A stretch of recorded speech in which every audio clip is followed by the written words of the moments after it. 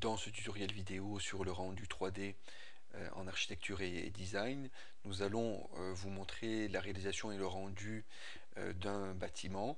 Donc on va, en l'espace d'une trentaine de minutes, passer sur les grandes étapes donc, de fabrication d'un bâtiment dans le logiciel architecture Revit, et puis on va regarder ensuite comment, à partir de la réalisation du bâtiment, on peut réaliser donc des images photoréalistes avec le moteur de rendu V-Ray qui sera ici donc à l'intérieur du logiciel 3D Maya. Nous voici dans l'interface de Revit Architecture 2012. C'est un logiciel conçu spécifiquement pour les architectes par Autodesk. Il comporte en effet de nombreux outils 3D spécifiques à l'architecture. Donc nous allons créer le bâtiment conçu par l'architecte Mies van der Rohe pour l'exposition universelle de Barcelone en 1929. Donc là j'ai téléchargé l'image en fond de plan. Donc en fait Revit permet de travailler sur un seul fichier qui fonctionne comme une base de données et qui rassemble tous les éléments de conception et de présentation d'un projet. Revit permet également de produire des images de rendu et des visites virtuelles car il intègre en fait le moteur de rendu Mental Ray et parce qu'il possède une large bibliothèque de matériaux. Donc dans ce tutoriel, nous allons simplement modéliser l'ensemble du projet sur Revit et nous exporterons ensuite le modèle sur Maya afin d'effectuer le rendu et éventuellement d'ajouter des objets ou des éléments que nous n'aurions pas pu modéliser dans Revit. Sur ce fond de plan, je vais commencer donc par placer des murs. Donc je vais dans l'onglet Début et je clique sur le bouton Mur. En dessous, dans la palette de propriétés, donc je peux accéder à certaines fonctionnalités de mon mur.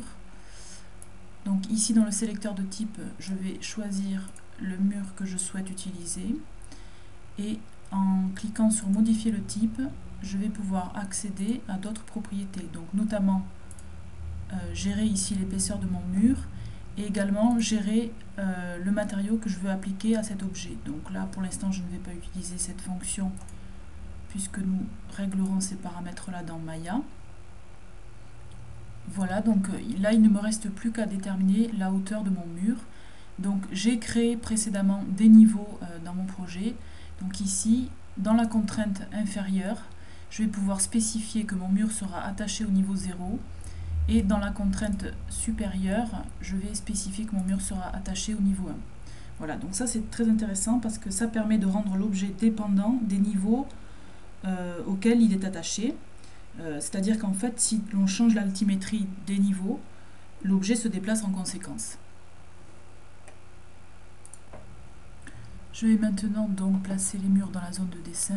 Donc je zoome sur la zone qui m'intéresse et je dessine directement les murs, donc en me servant du fond de plan que j'ai précédemment positionné. Voilà, donc je remarque que Revit me place une cote temporaire qui m'indique en permanence la longueur du mur que je suis en train de dessiner. Voilà, donc là on va aller voir tout de suite en 3D le résultat. Voilà.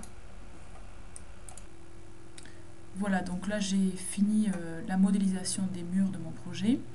Je vais maintenant donc placer une fenêtre. Donc en fait les fenêtres sont au même titre que les portes des éléments de bibliothèque. Donc je clique sur l'outil fenêtre et ici dans le sélecteur de type je vais choisir la fenêtre appropriée. Dans les propriétés de cette fenêtre je peux à la fois déterminer ses matériaux et ses dimensions. Voilà, et je n'ai plus qu'à zoomer à l'endroit où je souhaite placer ma fenêtre.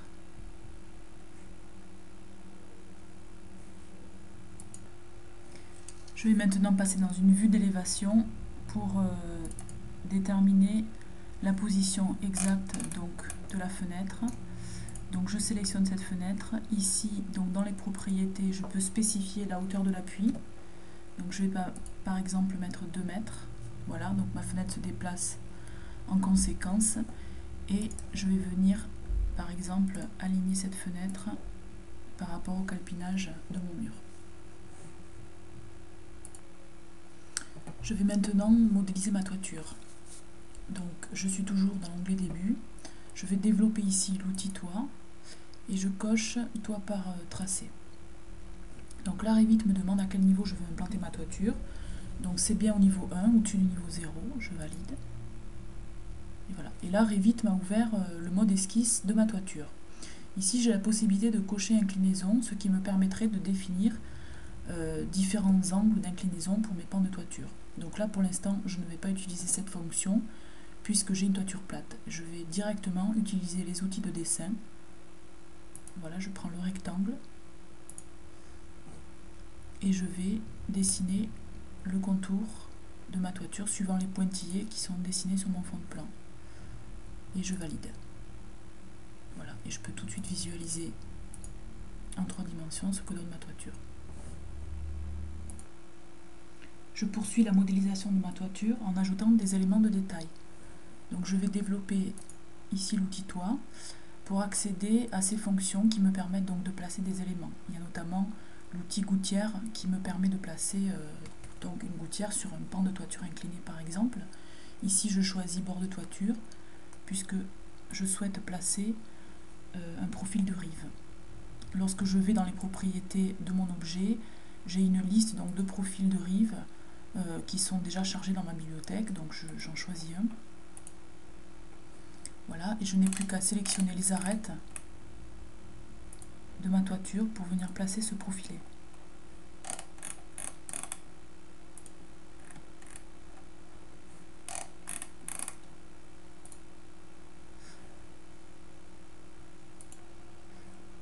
Voilà, donc là j'ai terminé la modélisation de mes toitures. Donc maintenant je vais pouvoir passer au sol.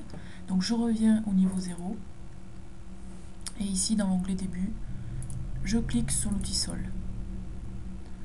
Voilà, et je vérifie dans les contraintes d'occurrence l'altitude de mon sol. Donc je vais spécifier au 0 du niveau 0. Et je vais utiliser tout simplement les outils de ligne comme pour les toitures. Voilà, pour dessiner le contour de mon sol.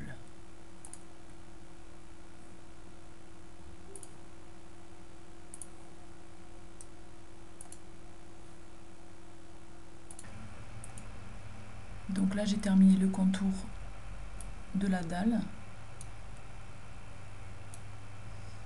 Voilà, et je valide mon esquisse. Voilà, je passe dans une vue 3D pour visualiser le résultat. À ce stade du projet, j'ai modélisé donc l'ensemble des murs et des sols. J'ai également placé les bassins en utilisant des sols auxquels j'ai appliqué des transparences. Donc on va aller voir dans la vue 3D. Voilà. Donc voilà mon bâtiment. Et ce qui est intéressant d'ailleurs quand on commence à avoir pas mal d'objets dans le modèle, c'est de venir spécifier dans les options d'affichage l'option surface fantôme, ce qui permet d'appliquer donc des transparences et de visualiser l'ensemble des objets cachés. Je suis maintenant retournée dans une vue en plan pour passer à la modélisation des murs rideaux. Donc toujours dans l'onglet début, je clique sur l'outil mur et ici dans le sélecteur de type, je vais choisir un mur rideau. Dans la liste, voilà, je prends celui-ci, je vais modifier les propriétés après. Donc dans les contraintes d'occurrence, je vérifie que la base et le haut de mon mur sont bien implantés au niveau désiré. Voilà. Et je vais simplement donc placer les murs rideaux exactement de la même manière que j'avais placé les murs tout à l'heure. Voilà. Je vais donc dans la vue 3D pour visualiser le résultat. Voilà, je zoome sur la zone un petit peu. Et là, je constate que Revit a disposé des segments de quadrillage. En fait, ce sont des lignes virtuelles qui vont me servir à positionner par la suite des meneaux sur le mur rideau. Donc maintenant, si je sélectionne ces lignes de quadrillage, je vais pouvoir appliquer des modifications, donc notamment par exemple supprimer ces lignes de quadrillage. Voilà, je vais supprimer également la ligne de quadrillage horizontale et je vais par exemple déplacer celle-ci. Donc je la déverrouille et ici je vais directement rentrer une cote. Donc je vais par exemple la placer au centre de mon mur rideau. Donc à peu près, voilà. Lorsque j'ai décidé de la position exacte donc de ces lignes de quadrillage, je peux maintenant placer les meneaux. Donc là je vais cliquer sur l'outil meneaux. Donc là dans le sélecteur de type il me propose le meneau d'angle en L que je vais placer sur l'angle ici. Voilà. Et je vais aller chercher d'autres types de meneaux, par exemple un rectangulaire, et je vais les placer tous donc sur les lignes de quadrillage.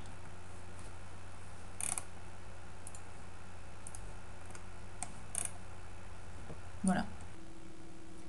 À présent, je vais remplacer un panneau de mur rideau par une porte vitrée. Donc je vais sélectionner le panneau en question. Voilà. Et ici dans le sélecteur de type, je vais choisir une porte vitrée que j'avais précédemment chargée dans ma bibliothèque. Voilà, tout simplement. Et ici, je retourne dans la vue en plan. Je peux par exemple, donc voilà ma porte. Elle est si je la sélectionne, je vois apparaître ici une flèche qui me permet par exemple de changer son sens d'ouverture. Maintenant, je vais passer à la modélisation des luminaires, donc qui vont nous être utiles pour le rendu ensuite sur Maya. Donc il faut savoir que dans Revit, les luminaires sont positionnés sur des faux plafonds qui leur servent d'hôtes. Donc là, j'ai déjà modélisé le faux plafond que nous pouvons visualiser en allant dans le plan de plafond du niveau 0. Donc voici mon faux plafond. Donc là, je n'ai plus qu'en fait à insérer des luminaires dessus. Donc je vais utiliser des composants de bibliothèque. Et là, dans mon sélecteur de type, je vais tout simplement aller chercher donc un luminaire. Donc ici dans ma bibliothèque, j'ai des spots que je vais positionner, voilà, sur mon faux plafond.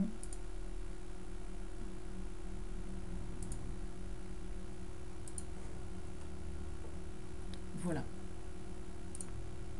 Donc là, j'ai activé les faisceaux lumineux dans ma vue de manière à pouvoir visualiser donc ces luminaires et pouvoir les orienter si je le souhaite.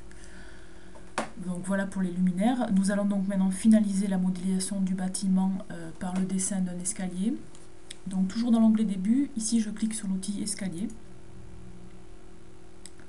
Donc comme pour les autres outils, je définis les contraintes basses et hautes de cet escalier. Donc il va s'implanter à 1,10 m du niveau 0, en dessous du niveau 0, puisqu'il y a un sous-bassement sur mon bâtiment. Et là, la partie haute, l'escalier va donc arriver à 15 cm en dessous du niveau 0.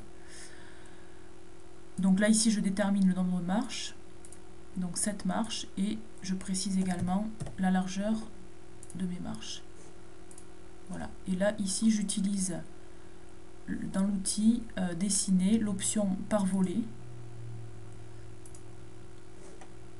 Voilà. Et je n'ai plus qu'à positionner, je m'approche un petit peu, et je n'ai plus qu'à positionner mon escalier et Revit calcule automatiquement les dimensions de cet escalier en fonction des paramètres que j'ai rentrés. Ici, je valide. Voilà. Alors, il me place par défaut des garde-corps que je peux supprimer si je ne souhaite pas avoir donc de garde-corps sur mon escalier. Voilà, donc là j'en ai fini avec la modélisation de mon bâtiment. Je vais donc pouvoir passer à celle de la topographie. Donc je retourne dans le niveau 0. Je vais commencer par supprimer ce fond de plan qui ne va plus me servir. Voilà, donc j'ai dessiné autour du bâtiment avec des lignes les différents espaces de ma topographie. Donc il y a notamment un espace vert, une esplanade et un espace de stationnement. Et je vais dans l'onglet volume et site et je clique sur l'outil surface topographique. Et la première étape va donc consister à placer une surface topographique que je vais par la suite subdiviser. Donc je commence par entrer ici des cotes altimétriques aux quatre coins de ma surface. Donc bien entendu, lorsque j'ai un plan de géomètre, je peux placer celui-ci en fond de plan et donc par la suite positionner les points altimétriques par rapport à ce fond de plan. Donc voilà, et je valide ma surface. Voici donc le résultat en 3D. Donc comme j'ai placé une surface topographique avec une légère déclivité, on remarque que celle-ci recouvre partiellement le bâtiment. Il va donc falloir aplanir la surface à l'aide de l'outil terre-plein. Donc cet outil permet de créer des déblais et des remblais automatiquement par rapport à la surface topographique. Donc là, je suis maintenant retournée dans le niveau 0 et je vais dessiner le terre-plein sur la périphérie du bâtiment, donc à l'aide des outils lignes, comme pour les sols. Voilà donc le contour de ce terre-plein.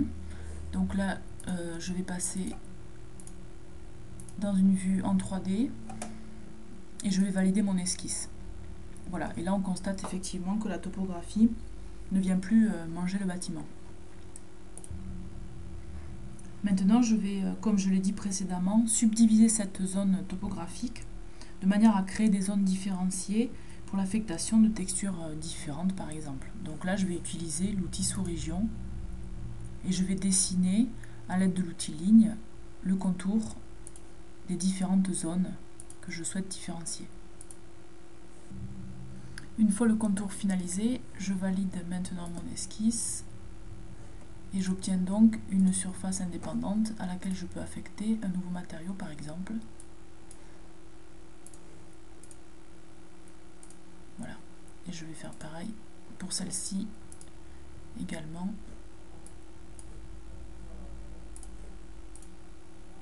Voilà. Et enfin, avant d'exporter le modèle sur Maya, je vais finaliser la topographie en venant placer des composants de parking.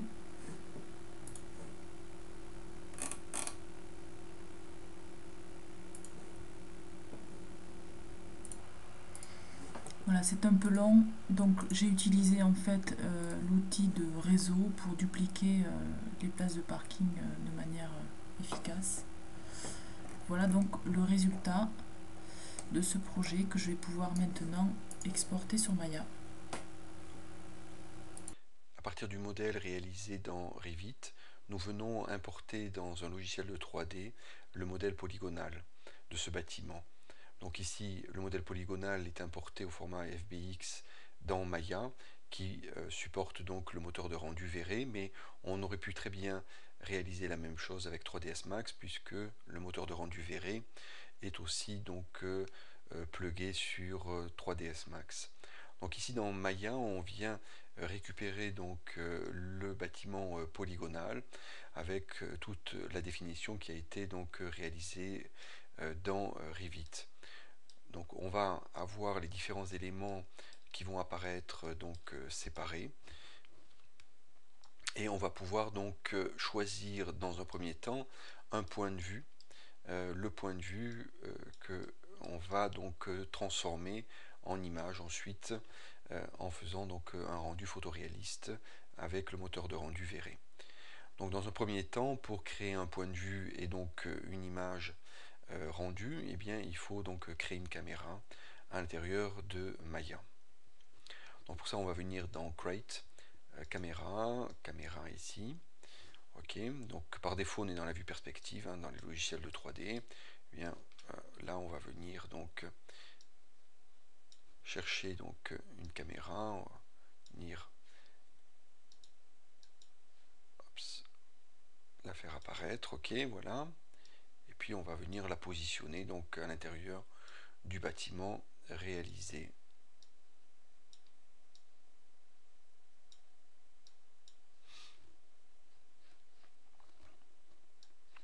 Donc on va venir ici à la place donc maintenant de la caméra, donc c'est ma caméra 2 maintenant, ok, et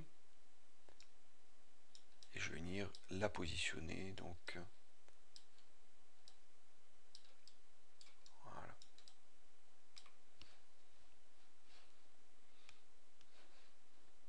Donc Donc la caméra ainsi placée va nous permettre de choisir le point de vue.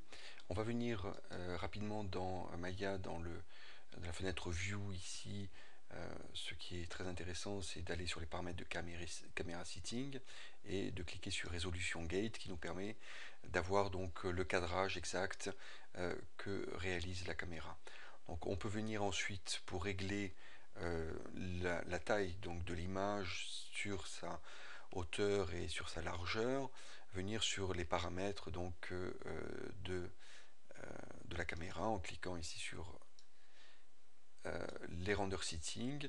On va venir donc sélectionner bien sûr le moteur de rendu V-Ray. Donc on a à notre disposition plusieurs moteurs de rendu dans Maya. On choisit bien entendu ici V-Ray et dans les paramètres donc Common, dans l'onglet Common, on va choisir et modifier donc la largeur et la hauteur donc de l'image. Donc je décoche maintenir donc le ratio entre la largeur et la hauteur, et puis ici je viens donc par exemple modifier ici le rapport entre les deux. Je remets donc le rapport bloqué entre les deux, et éventuellement je peux modifier à ce moment là la taille de mon image résultante. Ici on a une image de faible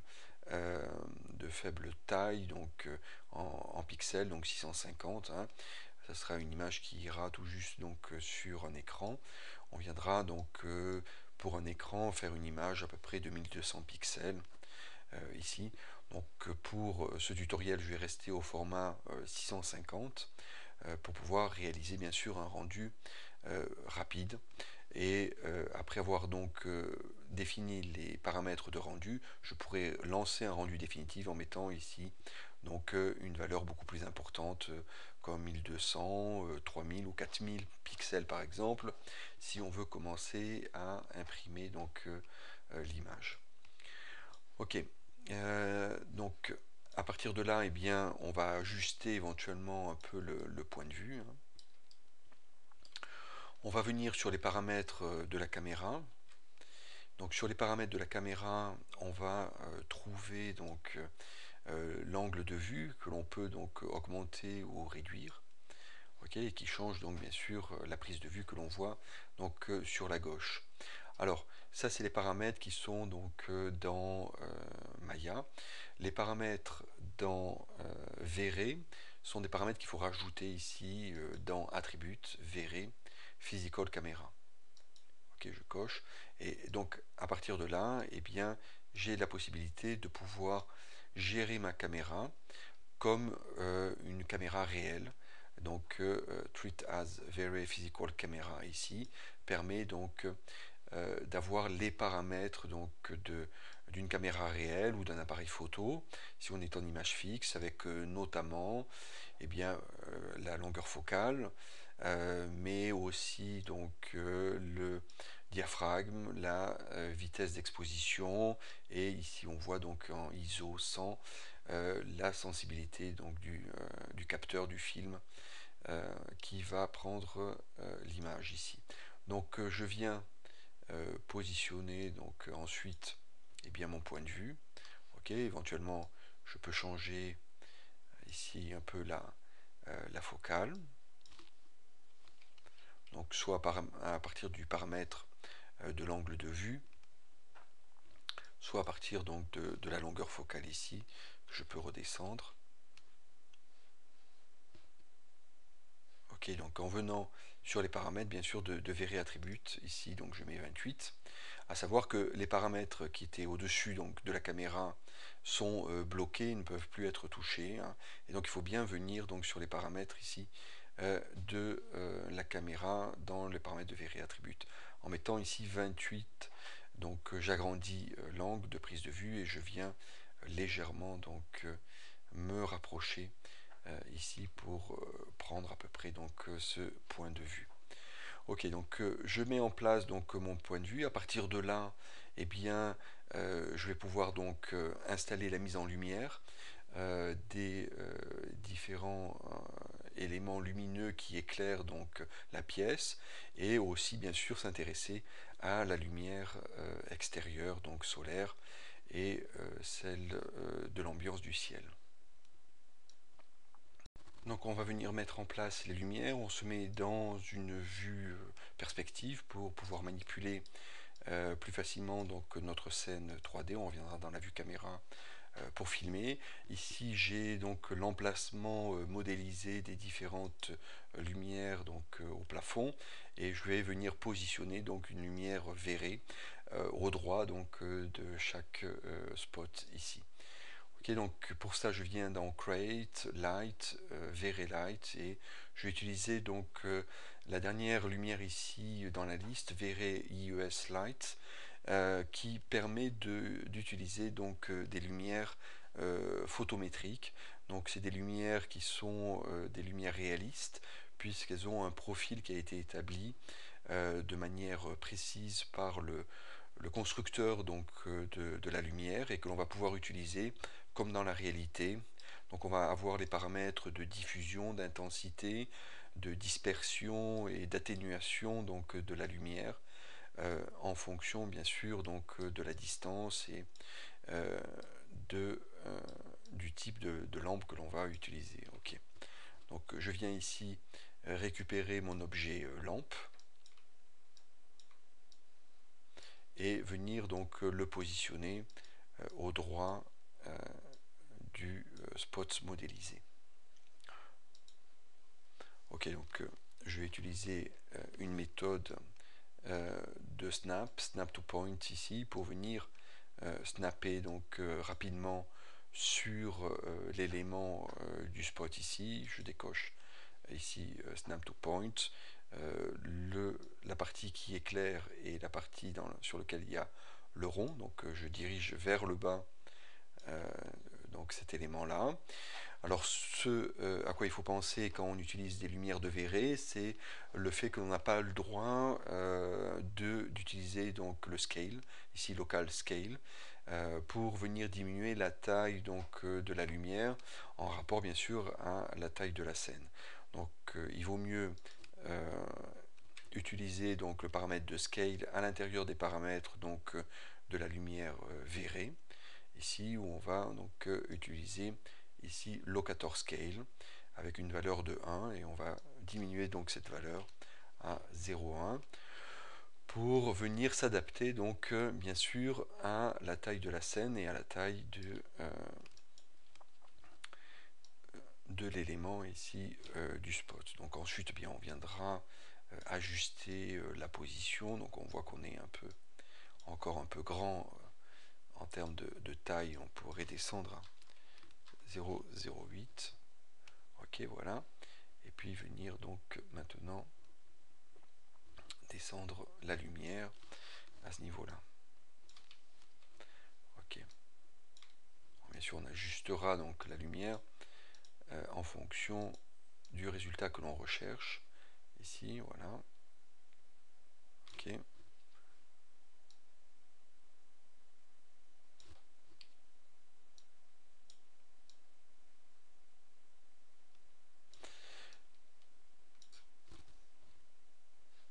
Ok, donc maintenant que l'on a positionné la lumière, on pourra y revenir dessus. On va venir charger, donc, comme je l'indiquais, un profil technique donc, de la lumière qui va nous permettre donc d'avoir un phénomène donc, lumineux réaliste avec encore une fois l'atténuation, l'intensité, la dispersion donc, de la lumière.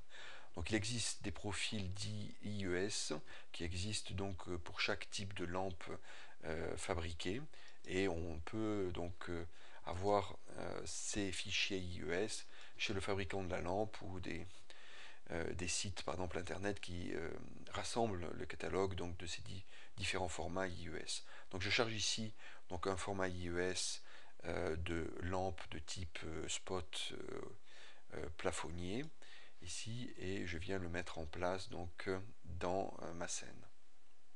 Charger ici donc le profil IES qui apparaît ici. Donc on a ici notre lumière dans le sample qui apparaît donc dans sa définition. Alors on peut jouer sur différents paramètres, on ne va pas les voir en détail ici dans ce tutoriel. On les verra dans un tutoriel donc sur les lumières d'Enverré de manière très précise. Ici sur les paramètres sur lesquels on peut jouer, bien sûr, c'est sur l'intensité pour réduire donc l'intensité, et à ce moment-là on voit bien dans le sample donc l'atténuation de la lumière par rapport à la distance. On peut jouer aussi sur un paramètre très intéressant dans les lumières surveillées qui est le filter color, qui permet aussi d'atténuer donc en venant donc filtrer la lumière avec une avec une couleur pardon qui est ici dans le filter color. Donc si on a un niveau de gris, bien on va atténuer de manière neutre donc la lumière, et on pourrait éventuellement rejouer sur une certaine intensité ici. Donc bien sûr la couleur de la lumière, light color ici très important. On va venir chercher donc quelque chose de désaturé, donc ok, voilà, par exemple un peu dans les jaunes. Ok, et on peut regarder donc lancer le premier rendu ici pour voir donc le résultat que l'on obtient. Ok, donc à partir de cette lumière, voilà le résultat que l'on obtient, donc une diffusion ici donc de la lumière à partir de la lumière positionnée au niveau du plafond. Ok, donc à partir du moment où on commence à régler les lumières, on va commencer à régler donc une certaine intensité de la lumière qui devra venir donc dans l'objectif de la caméra. Donc à partir de ce moment-là, il est préférable d'utiliser donc la caméra pour faire les rendus, de telle manière qu'on soit calé donc sur les paramètres que l'on a utilisés pour la caméra.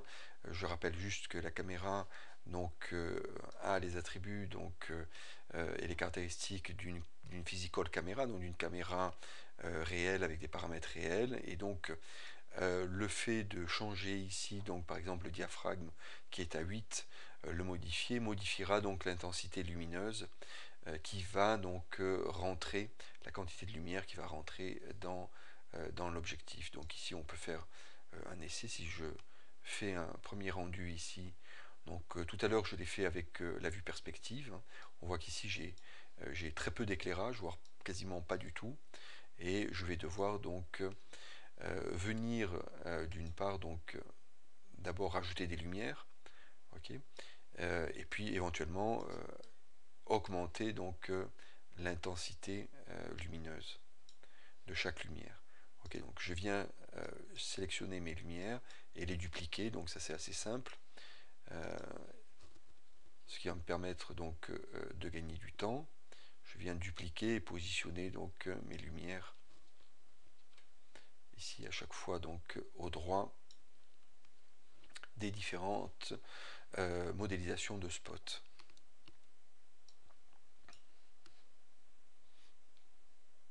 Donc je suis venu dupliquer ici ma lumière de base en 6 lumières, donc 6 spots au plafond dirigés vers le bas, qui ont pour l'instant donc les mêmes caractéristiques. Donc à partir de là, et comme je le disais précédemment, on va venir faire les rendus à partir de la vue caméra, donc car la caméra que l'on a définie est une caméra ayant des paramètres donc réalistes, et on va pouvoir corriger donc l'intensité de la lumière rentrant dans la caméra à partir de ces paramètres donc de la caméra. Donc on va réaliser ici un premier rendu pour voir le résultat que l'on obtient. Ok, donc voilà le résultat que l'on obtient ici, donc avec les intensités de lumière définies et les paramètres aussi de la caméra définie que l'on voit sur le côté droit de l'interface, avec notamment le diaphragme ici, f-number, qui vaut 8. Donc afin de montrer que une modification donc des caractéristiques de la caméra modifie donc l'intensité lumineuse de l'image, et bien ici je vais venir rentrer donc un diaphragme plus faible à 3.5 et en valeur 3.5, et en fait ça veut dire en termes photographiques et cinématographiques que l'on ouvre donc le diaphragme. Ça veut dire qu'on va faire rentrer beaucoup plus de lumière qu'avec un diaphragme à 8. Donc si je lance le rendu maintenant, voilà le résultat que j'obtiens ici. C'est donc une image plus lumineuse grâce au fait que l'on a laissé rentrer plus de lumière donc, dans l'objectif de la caméra, donc sur le capteur plutôt précisément.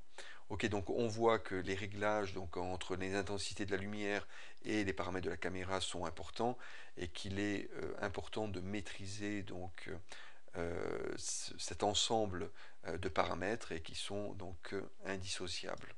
Donc il reste aussi un autre paramètre qu'il est important donc, de maîtriser en termes de rendu au préalable avant d'ajuster donc de manière plus précise les lumières et ensuite les matériaux et les textures.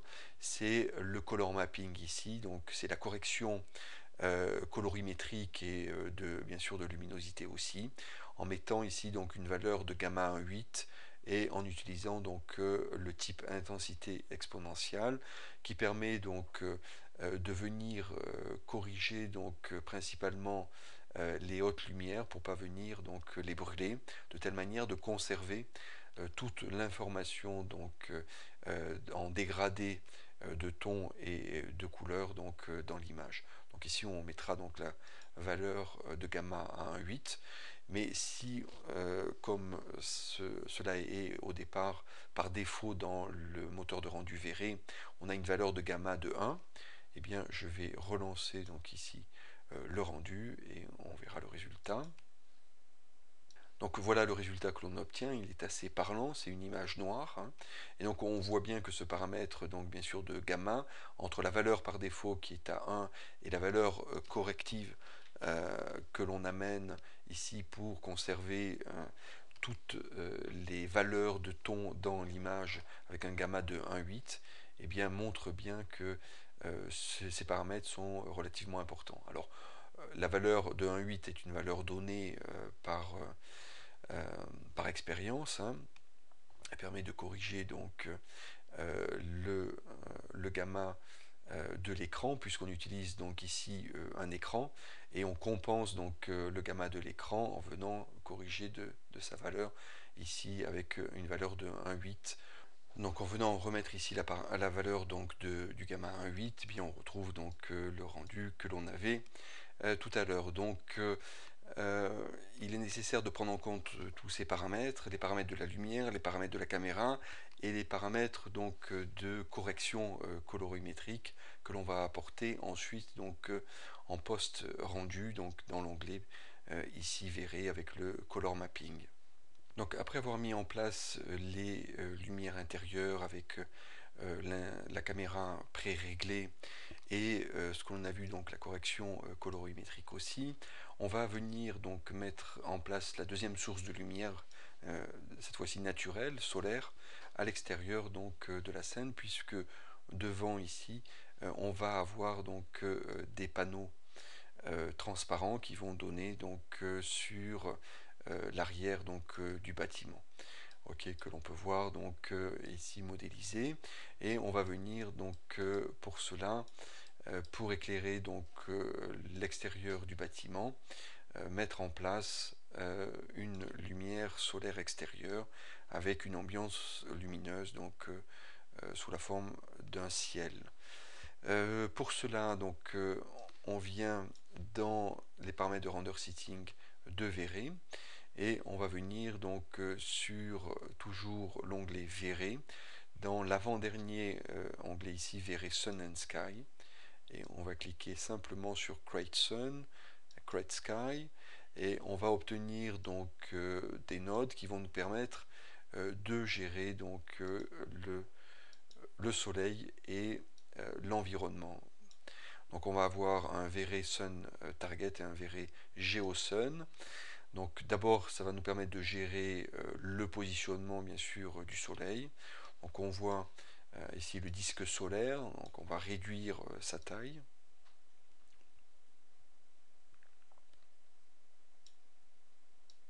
Ok, avec le paramètre de photon radius ici. Ok, on peut quand même laisser un peu plus important et on va venir donc le déplacer. Ok, alors pour le déplacer, il faut se mettre en mode world ici, autrement il tourne sur lui-même et je viens donc positionner mon axe donc solaire, et automatiquement donc Verré va prendre en compte l'heure à laquelle je place donc le soleil. Donc si je veux donc un soleil au zénith, eh bien je viendrai le mettre donc au-dessus de ma scène, donc il sera par exemple midi. Et si je veux donc un soleil donc à l'est ou à l'ouest, ici en levé ou en couché, eh bien je viendrai le positionner donc à droite ou à gauche de ma scène. Donc ici je vais venir me caler par rapport donc à la zone qui m'intéresse ici d'éclairer. Donc je vais venir prendre le sun target et venir le positionner donc ok, voilà, par ici, et ensuite donc la deuxième partie du soleil, venir la tourner, voilà, ok.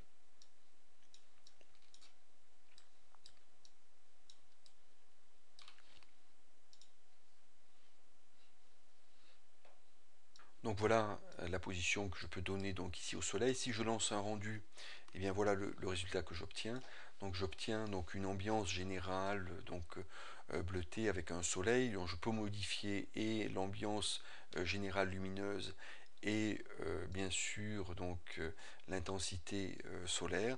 Donc j'ai déjà réduit donc cette valeur d'intensité multiplieur ici par rapport à la taille de ma scène et l'intensité que je veux produire donc à 0,5 ici, et je peux donc par exemple venir descendre donc mon soleil et relancer le rendu, ok, et voilà donc le résultat. Alors je vais remonter juste un peu ma scène pour que ça soit mieux cadré.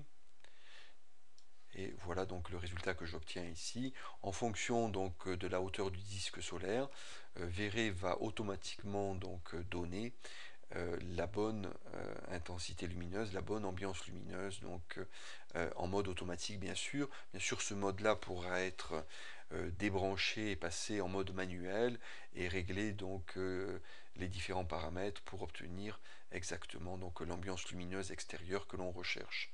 Donc on a quelques paramètres ici que l'on peut donc modifier, comme la Turpie Editi ici qui rajoute donc des effets de poussière donc qui tend vers quelque chose. Donc si je mets par exemple une valeur de 2, si je relance le rendu, on va obtenir donc quelque chose de beaucoup plus clair. Et si je pousse donc le paramètre dans l'autre sens, donc vers 9 ici, eh bien je vais venir ajouter donc un effet de poussière et on aura quelque chose de beaucoup plus orangé comme on peut le voir. Donc ici de la même manière avec le paramètre d'ozone, si j'ai un paramètre d'ozone donc ici à 0, bien j'obtiens quelque chose donc tendant comme on le voit au niveau du bâtiment vers quelque chose d'un peu plus chaud, d'un peu plus brun. Et si j'ai donc l'ozone avec une valeur de 1, comme on va le voir principalement sur le bâtiment, eh bien on tend vers quelque chose donc de plus froid, de plus bleu ici. Donc on va pouvoir avoir des paramètres comme ça qui vont nous permettre de régler donc notre modèle de lumière extérieure. On a différents types de sky model, donc on en a 3 en fait dans Verré qui nous permet d'obtenir des ambiances différentes ici. Ok. Donc à partir du moment où on a mis en place les lumières intérieures et les lumières extérieures, eh bien on va maintenant regarder donc les matériaux et textures que l'on va pouvoir mettre sur les différents éléments polygonaux constituant notre scène. Donc pour venir maintenant placer les différents matériaux sur l'ensemble des objets de la scène, eh bien on va revenir donc à l'intérieur de notre bâtiment avec la vue perspective et venir donc changer les différents matériaux qui sont par défaut quand on importe donc avec du FBX qui sont donc des matériaux de type Phong ou de type Lambert, tout dépend l'importation que l'on fait. Et donc on va venir modifier ces matériaux. Donc là ici on a un panneau devant qui est composé d'un ensemble donc, de vitres, okay, que l'on va pouvoir donc venir rendre transparent avec un matériau donc de verré. Alors pour le moteur de rendu verré, eh bien on a des matériaux donc de verré.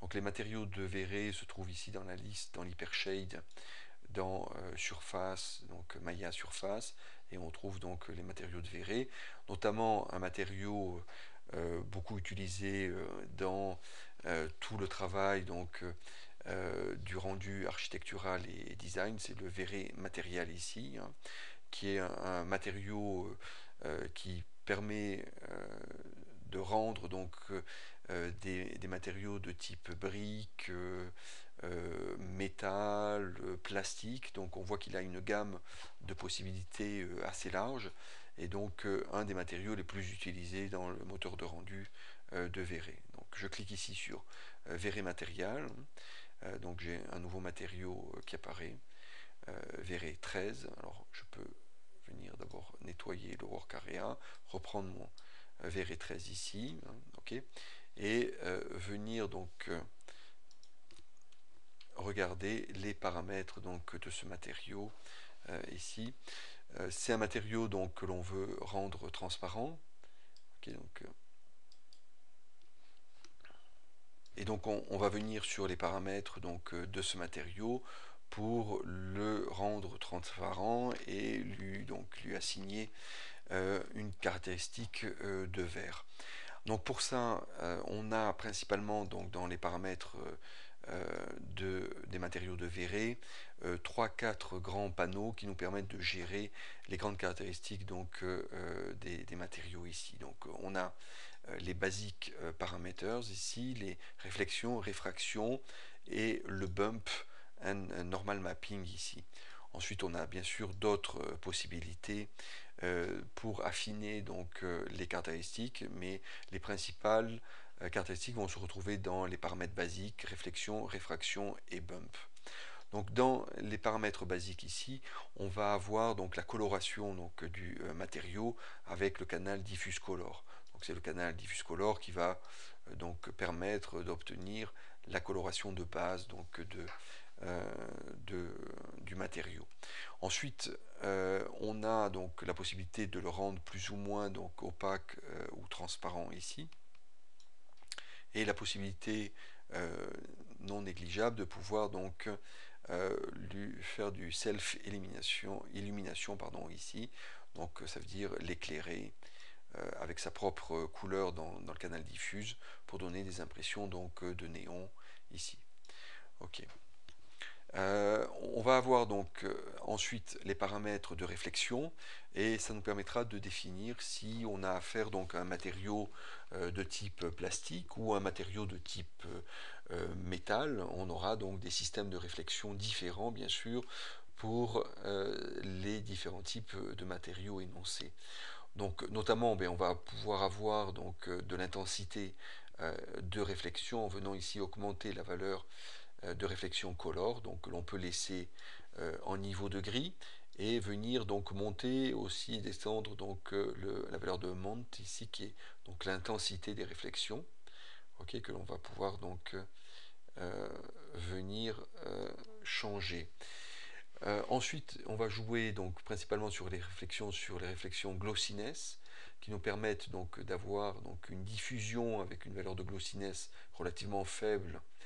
Donc par exemple avec une réflexion glossiness relativement faible ici, donc j'augmente les subdivisions pour obtenir quelque chose de meilleure qualité. On le voit dans le sample ici, je vais même passer en 32, ok ici.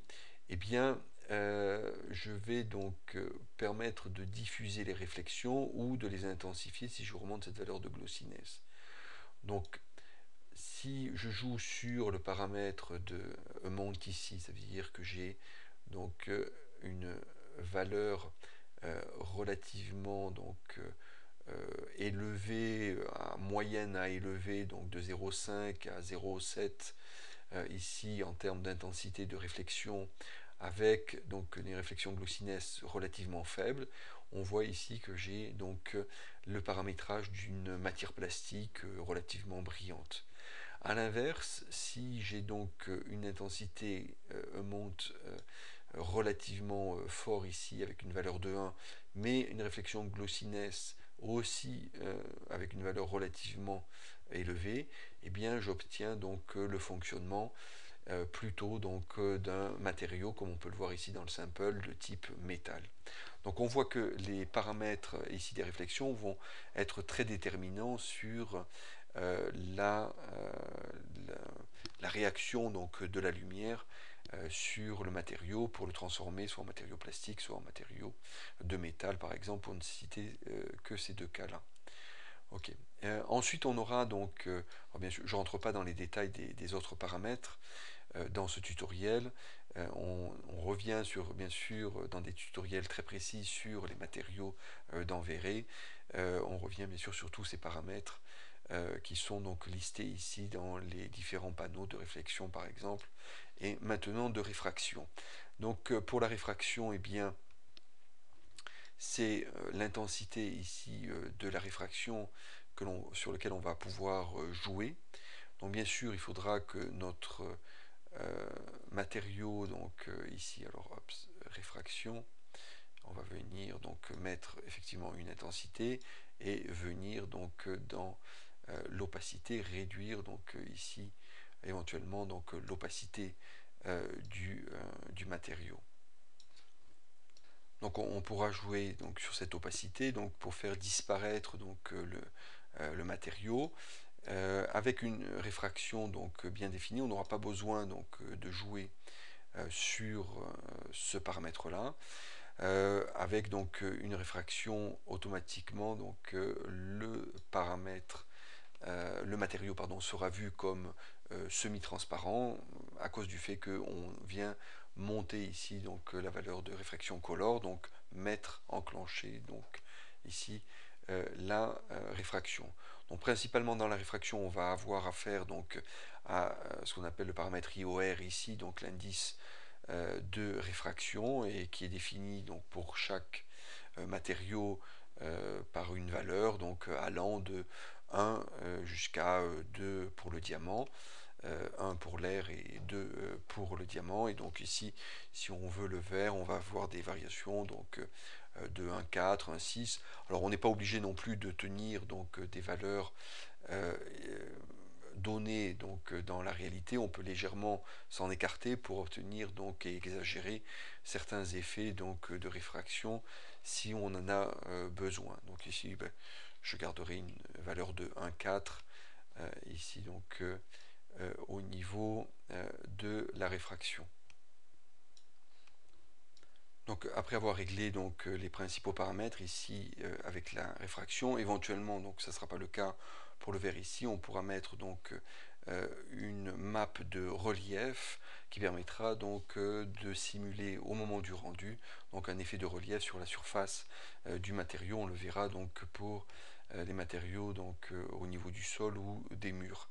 Donc ici, à partir du moment où on a donc réalisé donc notre matériau dans ses principales caractéristiques, on va venir sélectionner donc les différents éléments polygonaux que l'on veut donc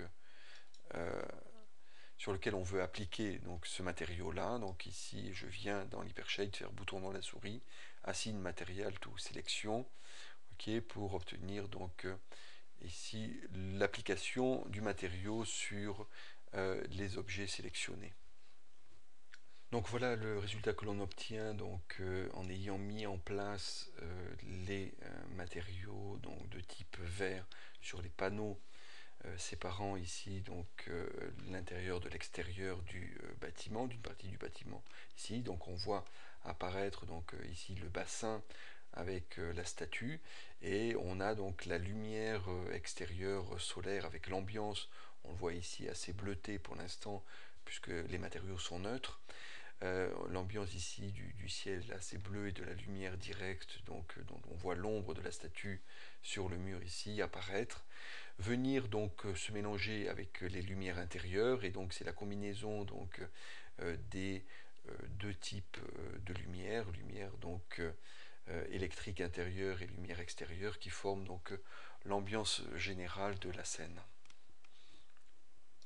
Continuer ici le travail donc de placement des matériaux sur les différents objets. Donc par exemple ici au niveau du sol, on va venir mettre par exemple donc un matériau représentant des carreaux qui sont plus ou moins bien jointés, donc avec des petits défauts et des ombrages que l'on voit donc apparaître.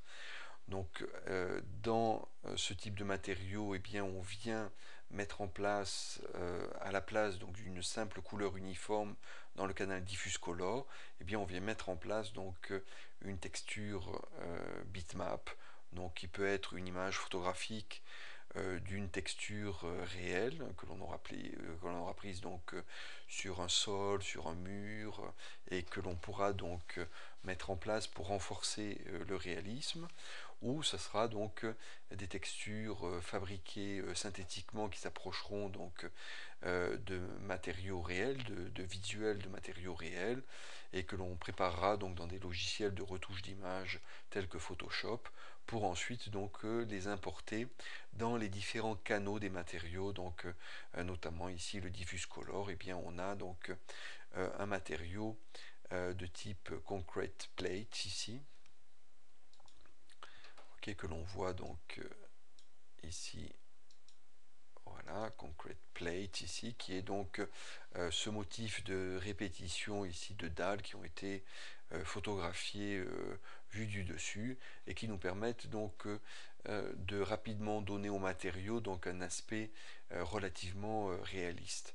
Donc à partir de cette texture ici que l'on va mettre dans le canal diffuse, on va venir distribuer l'information ensuite donc dans les autres canaux. On peut très bien utiliser donc cette même texture légèrement modifiée, donc par exemple en niveau de gris, pour venir donner et préciser l'intensité donc des réflexions. Et aussi on peut venir donc utiliser cette texture passée en niveau de gris sur un logiciel de retouche d'images tel que Photoshop, pour donner un effet de relief, donc ce qu'on appelle le bump, et rentrer donc cette texture dans le canal bump. Ok. Donc ça va nous permettre en même temps donc de gérer la coloration donc du matériau grâce à une texture réaliste, mais aussi le fonctionnement donc des réflexions. Ici donc on peut connecter dans le réflexion color, et ici donc le même type de matériau. Donc ici par effet de simplification, je vais venir connecter donc juste le même matériau sans l'avoir retravaillé donc dans Photoshop, mais on peut venir donc encore une fois le modifier pour apporter donc euh, des, euh, des variations dans ce canal ici donc de réflexion. Alors c'est pas réfraction, c'est réflexion ici, donc réflexion color. J'ai connecté puisqu'on voit la flèche noire ici, donc le matériau, on voit que le matériau s'est légèrement éclairci. Je peux réduire donc le mount ici pour légèrement compenser, pour qu'il ne soit pas trop brillant comme matériau, dans le sens où il renvoie de la lumière, mais peut-être pas tant que ça ici. Donc je mets une valeur à 0,25 ici, ok. Et en réflexion glossiness, on voit qu'on a une valeur relativement faible.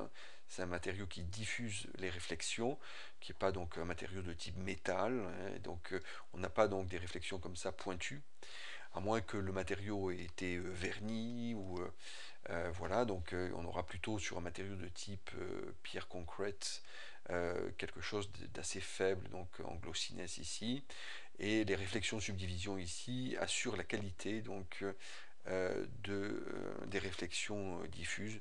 Donc on aura tendance à remonter cette valeur là, bien sûr qu'il y aura tendance à ralentir le temps de calcul, mais à l'améliorer aussi. Ok, donc voilà pour ce matériau-là, hein. On travaillera principalement sur ce matériau-là au niveau des réflexions, il n'y a pas de réfraction.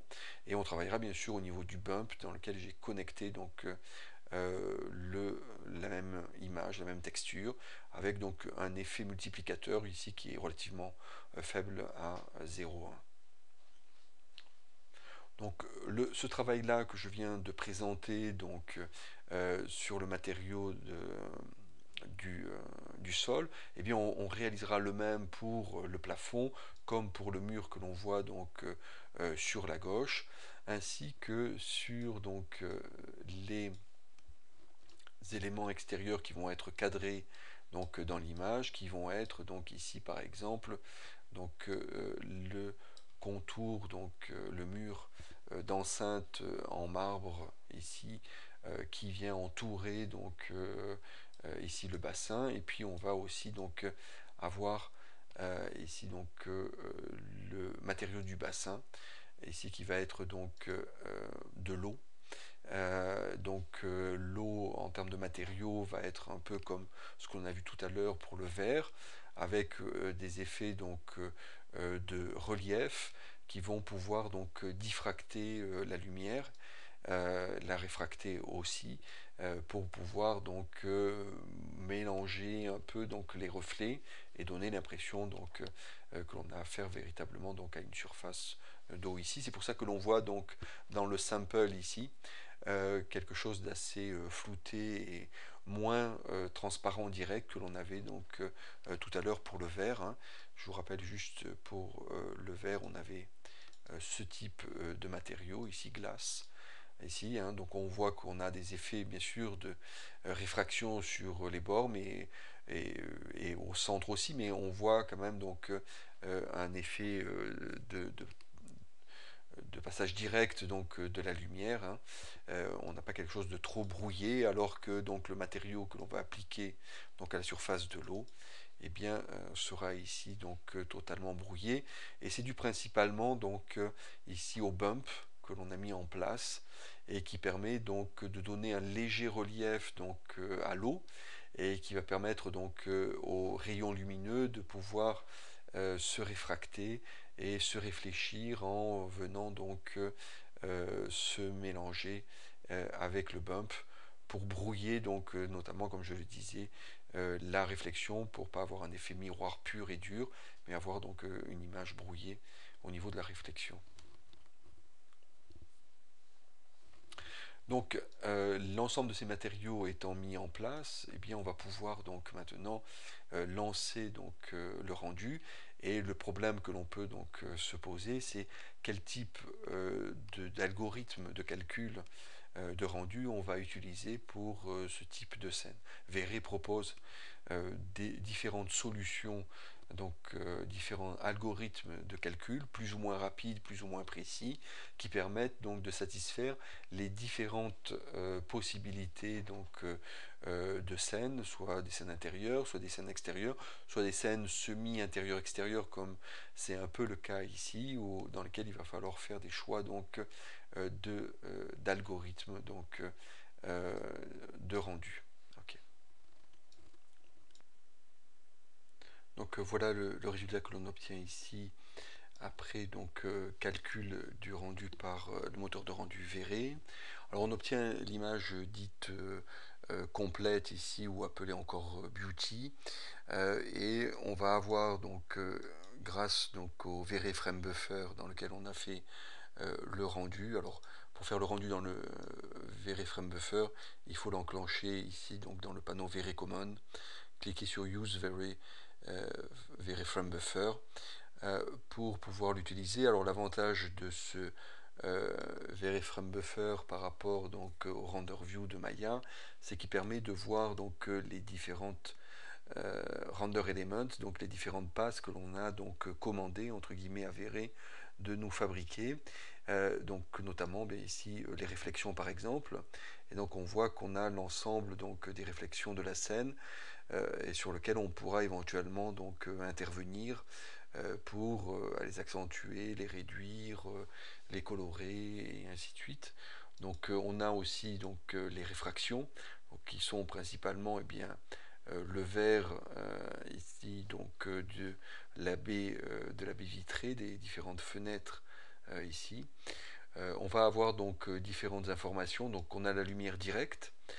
Voilà donc la lumière directe qui est due donc principalement donc au spot, hein, Et puis à l'inverse, donc la GI, ici donc des lumières qui va donner donc à l'inverse et en complément pardon, qui va donner donc l'ambiance générale lumineuse. Donc on voit lumière directe, c'est plutôt sur le sol que ça tape puisque les spots sont en haut, et GI donc de manière globale, eh bien on a l'environnement global donc de, de la scène, de la lumière ici dans la scène. Ok. Donc voilà quelques-uns donc des passes que l'on peut donc ici utiliser. Donc par exemple le diffuse aussi nous donnera donc la valeur globale ici par rapport donc d'éclairage donc sur les textures.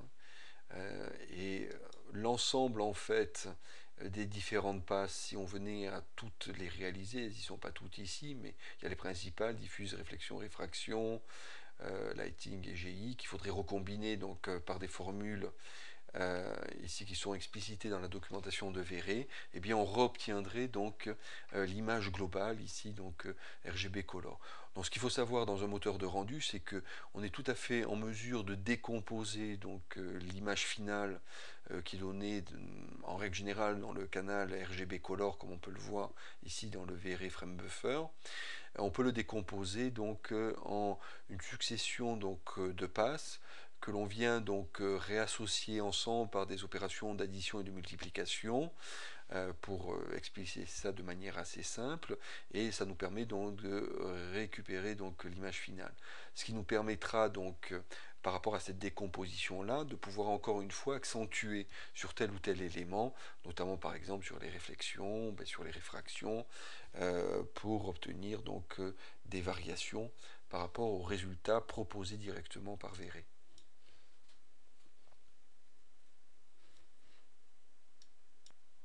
Pour terminer ici notre scène et faire les premiers rendus véritables, on va venir donc sur les paramètres de render setting, régler quelques paramètres donc du moteur de rendu Verret pour obtenir donc un bon résultat ici en première approche. Donc on va venir dans l'onglet Verret régler donc les paramètres d'anti-aliasing qui se présentent ici dans l'onglet image sampler. Donc ici on va utiliser quelque chose d'assez simple pour débuter, donc avec une méthode d'adaptive subdivision qui va permettre donc d'adapter l'anti-aliasing en fonction de la complexité des parties de la scène. Donc on va utiliser une méthode anti-aliasing de filtre, donc on en a plusieurs.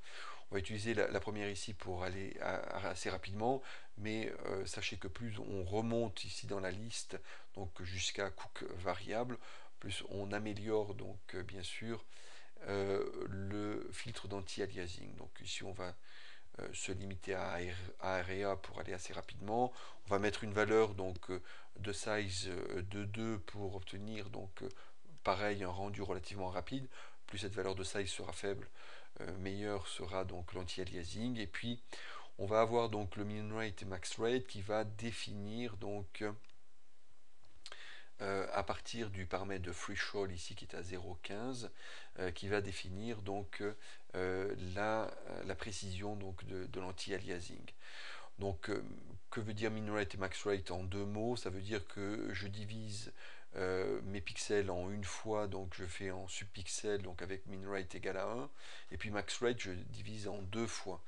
Donc ça veut dire qu'un pixel va se diviser en 4 avec une valeur de 1 et va se diviser en 16 avec une valeur de 2. Donc on voit que par ce principe-là, on va pouvoir faire des calculs subpixels et donc avoir une précision dans l'image qui pourra être vraiment excellente.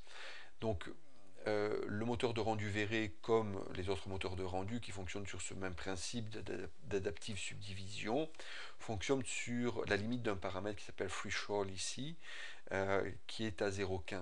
Ça veut dire que c'est la limite de différence entre deux pixels. Si c'est la limite de colorimétrie, donc couleur et luminosité, est vraiment donc différente, supérieure à 0,15, eh bien l'adaptive subdivision pardon, se met en marche et on va subdiviser donc les deux pixels concernés donc par cette limite pour venir donc obtenir une variation plus douce entre ces deux pixels grâce à la technique donc de subpixels de subdivision ici, pour avoir donc un passage entre des subpixels qui va être donc inférieur à la valeur de threshold ici. Donc tant qu'on n'est pas en termes de variation entre deux éléments de l'image, donc pixel ou subpixel, passé sous la barre de ce threshold, eh bien on continue à subdiviser jusqu'à la limite bien sûr du max rate, la valeur donnée ici égale à 2. Ok, donc on voit que plus cette valeur de threshold sera faible, plus on aura tendance à avoir une qualité d'image, plus cette valeur de threshold sera élevée, plus facilement donc la limite sera atteinte, et donc à ce moment-là, eh bien, on n'aura pas de subdivision en subpixels réalisée. Voilà en deux mots donc le travail de l'anti-aliasing. C'est relativement important donc de régler ces paramètres-là parce que ça donne bien sûr la qualité de l'image. Donc là, dans ce panneau-là, on avait vu Vray Sun and Sky qu'on a mis en place. Hein, bien sûr, on n'y revient pas dessus. Et puis le color mapping, on en a parlé un peu, qui permet donc de mettre en place une correction gamma, principalement, pour corriger donc l'image et avoir donc une plage de tonalité mieux répartie sur notre image. Donc je vais venir ensuite dans les paramètres donc de Global Options ici, qui sont le premier panneau. Je ne vais pas donc changer ces paramètres-là, qui sont des paramètres par défaut, qui sont tout à fait corrects. À savoir que Vray est préprogrammé pour être photoréaliste. Donc je vous prends juste un exemple. Dans d'autres moteurs de rendu, pardon, tels que Mental par exemple, eh bien, on doit définir donc le nombre de réflexions et réfractions qui sont calculées dans la scène. Donc ça c'est assez intéressant parce que ça permet de limiter donc le calcul. Dans Vray par contre, on n'a pas à faire ce calcul-là de nombre de réflexions et de réfractions, parce que automatiquement donc réflexion et réfraction sont cochées, et on voit qu'on a en grisé le max def qui permet de limiter donc le nombre de réflexions et réfractions. Donc par défaut, le moteur de rendu Vray est programmé pour être au maximum donc, de sa qualité en termes photoréalisme.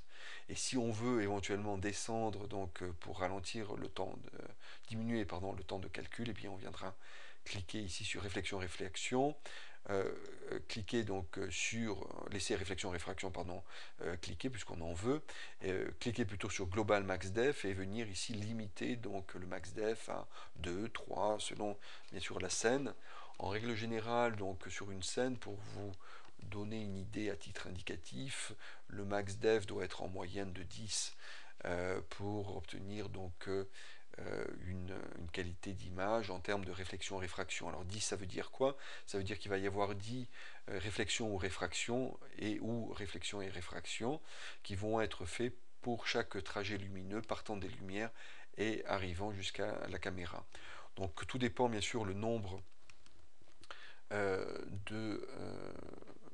d'éléments, par exemple semi-transparents, et d'éléments donc ayant des réflexions que la lumière va rencontrer.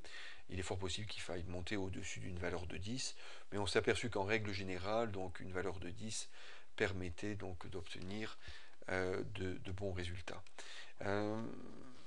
Donc je redécoche donc Global Max Def ici pour dire donc à Vray qu'il est en mesure donc lui de calculer le nombre de réflexions-réfractions nécessaires pour obtenir donc un bon calcul ici et donc le rendu correspondant.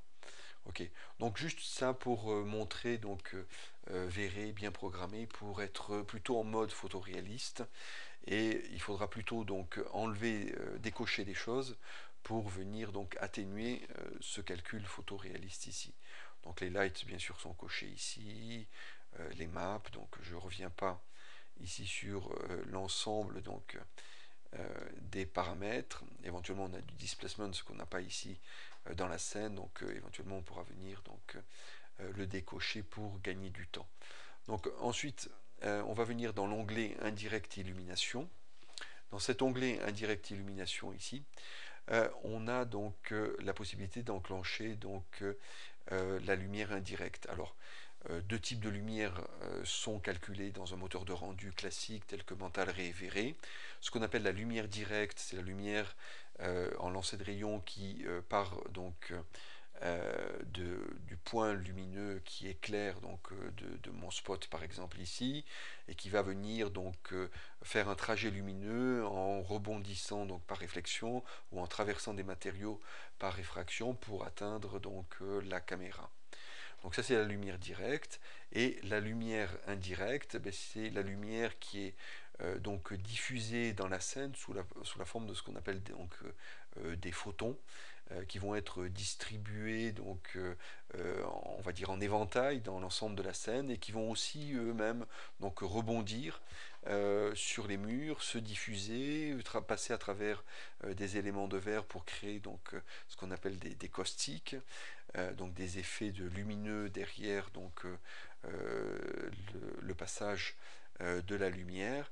Et donc cette lumière indirecte ici qui va donc rebondir et se diffuser donc dans l'ensemble de la scène va nous permettre de donner justement ce côté photoréaliste que l'on a donc dans les images, qui correspond donc à une certaine réalité bien sûr, puisque dans une pièce par exemple la lumière se diffuse à l'intérieur donc de la pièce en rebondissant sur les murs, le plafond et le sol jusqu'à s'atténuer et venir donc ensuite rentrer au niveau donc de la caméra, donc la quantité de lumière calculée au niveau de la caméra.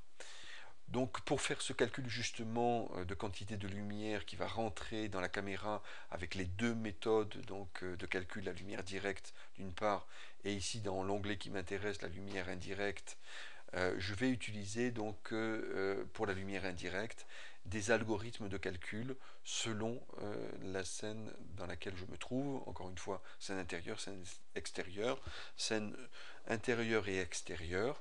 Et je vais avoir ici donc primary bounces et secondary bounces qui vont me permettre de définir deux algorithmes de calcul.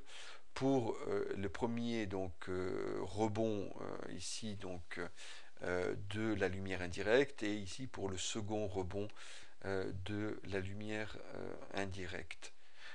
Donc on va pouvoir, donc, selon un dispositif bien précis, utiliser tel ou tel algorithme de calcul. Alors je ne vais pas rentrer ici dans les différents types d'algorithmes, il y en a principalement quatre. Ici, de Irradiance Map à Light Cache, en passant par Photomap et Brute Force, ils permettent de gérer donc l'ensemble des possibilités de rendu d'une scène intérieure-extérieure, encore une fois. Donc en règle générale, si on veut utiliser V-Ray de manière un peu classique et optimale, on viendra donc utiliser en premier rebond, donc primary bounces ici, l'irradiance map comme algorithme, et en second bounces ici, secondary bounces, le light cache. Donc ces deux méthodes qui permettent de gérer d'une part donc de manière relativement précise et les lumières globales comme une lumière solaire avec notamment l'irradiance map. Ça permet de bien gérer donc ce type de lumière, et de manière en explication assez simplifiée, le light cache lui va permettre donc de gérer plus précisément donc le rebond de lumière plus ponctuelle dans les coins, ou des lumières de type spot comme l'on a dans la scène, et qui permettra donc d'obtenir une définition plus précise. Et donc le complément des deux, donc l'association des deux, Irradiance Map et Light Cache, nous permettront de gérer le type de scène que l'on a donc actuellement à réaliser, qui est composé d'une lumière externe globale qui va irradier donc dans l'ensemble de la scène, et puis des lumières plus ponctuelles qui va donc rebondir sur les murs, sur le sol et sur le plafond. Voilà, on a des effets multiplicateurs si on veut plus intensifier l'irradiance map ou le light cache, bien sûr, qui nous permettront donc d'induire donc des résultats légèrement différents. On a un ensemble de paramètres donc ici qui sont représentés donc dans l'onglet irradiance map et light cache, que je referme ici, qui sont donc donnés pour réaliser donc un calcul plus ou moins précis, tant en termes de qualité que de luminosité calculée donc, dans la scène. Donc, je ne vais pas rentrer dans ces détails-là, donc ça fait l'objet de plusieurs tutoriels précis sur le moteur de rendu de V-Ray. On pourra le voir donc dans ces tutoriels-là. Ok, donc voilà mis en place donc ce qu'on appelle la GI ici. Elle est on ici, donc on n'a pas de réfractive caustique ici puisque on n'aura pas donc le calcul à faire. On n'est pas au droit du bassin ici à l'extérieur, la caméra est à l'intérieur et on peut donc décocher réfractive caustique, on n'en verra pas apparaître. Donc ici, vu l'angle du point de vue de la caméra par rapport au bassin. Donc voilà en place donc ici la GI. De la même manière ici on n'enclenchera pas donc les caustiques, l'onglet caustique ici en bas. On va avoir donc ensuite, pour terminer ce premier tour d'horizon, la possibilité donc de venir sur l'onglet Render Element ici, mettre en place ce qu'on appelle donc des passes de rendu. Alors les passes de rendu servent à quoi? Eh bien, elles servent à améliorer donc le rendu en venant extraire des informations que l'on pourra ensuite recompositer donc en image fixe dans un logiciel comme Photoshop et en image donc animée dans un logiciel de compositing comme After Effects ou Nuke. Donc on va pouvoir extraire des informations que l'on pourra encore une fois réutiliser donc, pour venir accentuer par exemple tel ou tel phénomène. Donc je prends ici par exemple les réflexions. Donc si je veux extraire les réflexions donc, du rendu global de ma scène pour venir donc les recolorer, les éclaircir, les intensifier, les remonter, et ainsi de suite, je pourrais donc venir le faire ici très facilement en venant donc cocher sur la gauche, donc dans la liste de gauche, ce que j'ai besoin, donc par exemple ici réflexion, et le voir apparaître donc dans la liste de droite comme je l'ai fait ici, et le calcul se fera automatiquement à partir du moment où on lancera donc le rendu. Donc maintenant, eh bien, on va lancer donc le rendu de la scène ici et en voir donc le résultat.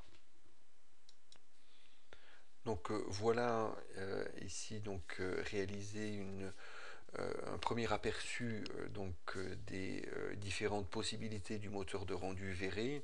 On a rapidement donc survolé les différents compartiments de travail donc de ce moteur de rendu V-Ray, donc à travers donc la mise en place de la caméra et de ses caractéristiques, des lumières photométriques et de la lumière solaire extérieure, des matériaux mis en place, transparents, semi-transparents, réfléchissants ou de type pierre ou concrète.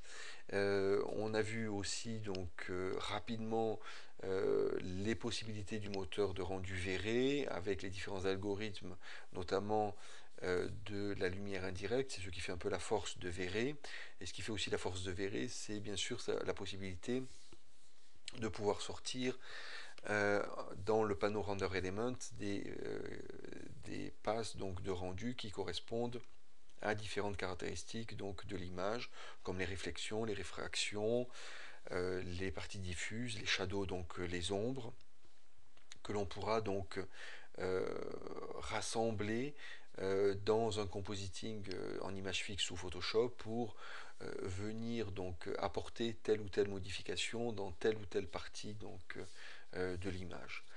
Donc on voit que pour réaliser donc une image photoréaliste, il faut maîtriser donc un ensemble de concepts et de techniques qui vont donc de l'éclairage aux techniques de rendu, en passant par l'application de matériaux, et que l'intérêt donc de moteurs de rendu assez sophistiqués comme V-Ray, c'est de nous donner la possibilité de pouvoir à tout moment maîtriser donc les paramètres de l'image jusqu'à la fin, jusqu'au compositing donc dans Photoshop.